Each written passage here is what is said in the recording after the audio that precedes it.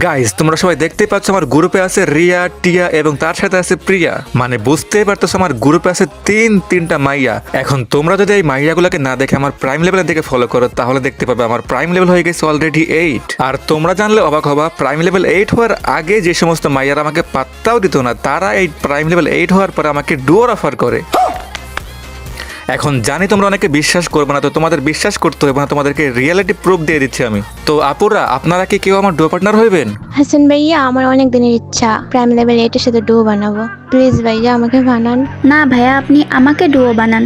Prime level 8 শুধু আমারই duo হবে। এই বেডি তোরা চুপ কর।